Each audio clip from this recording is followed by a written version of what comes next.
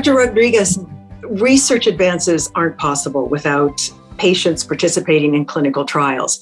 So where do clinical trials actually fit into a lung cancer treatment plan? So clinical trials are really what moved the science of all these developments that we saw at the oncology conference, the ASCO conference. So it's not until patients join trials that we can approve drugs. So I think clinical trials are very important. So we move the science. But then for specific patients in lung cancer, now that we're moving all our best therapies up front, we run out of options faster than we did for some patients. So it is important that we have access to clinical trials, which if we look across the country, many of our cancer patients don't have either phase 1 programs near them. They're very difficult to get to, or very expensive to get to. So we have to do a lot in terms of increasing access to clinical trials. But I think your specific questions has to do where it comes in. I think if you have advanced lung cancer where most patients will not today have a cure, clinical trials is at the center of things that should be considered from the get-go. Sometimes some of the drugs are what is called phase 1, that these are new drugs that we're trying to find a dose. We don't really understand the efficacy of the drug. So those trials I reserve for patients that have failed standard treatment.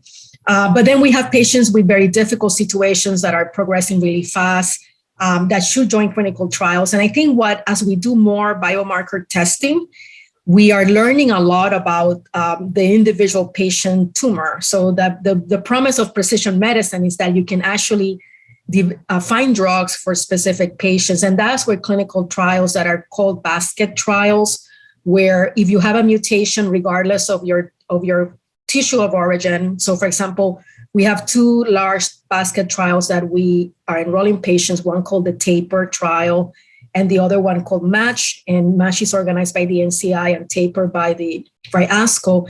And these trials, if you have a biomarker analysis of next generation sequencing and you find a specific mutation, you can actually see if there's a trial for the specific patient. So trials come in. I think they're very critical to move the science. They're very important for individual patients with rare mutations.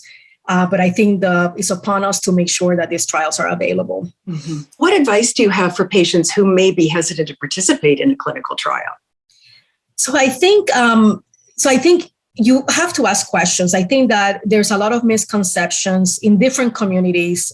So we take care of a lot of Hispanic patients, and we have really have to do a lot of education about what patients and patients' families think about, because sometimes I feel I have to convince the family members before I can get to really talk to the patient about the trial. But I think, in the past, trials have been considered only experimental and patients are used for science, but not really getting a benefit. So I think that's the first misconception. Like when we open a trial at our cancer center and I'm part of the experimental therapeutics unit, we are opening trials that we believe that science will move and offer something in addition. So I think that it's not because we want to do an experiment, it's because we really want to offer this patient the latest or something new that could potentially offer them a better response than what we are achieving with our standard treatments. So I think that's the first misconception, that these are experiments on patients and patients that benefit. The whole point of the trial is to find better drugs and benefit. It's been shown in multiple parts of the country and big cancer centers that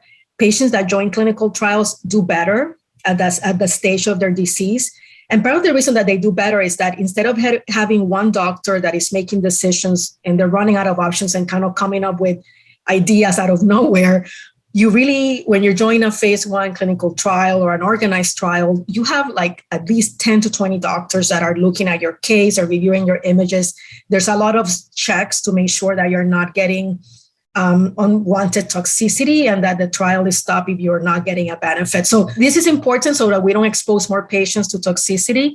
But I just want to, that's another misconception, that it's not safe. And we do our best to make sure that it's safe.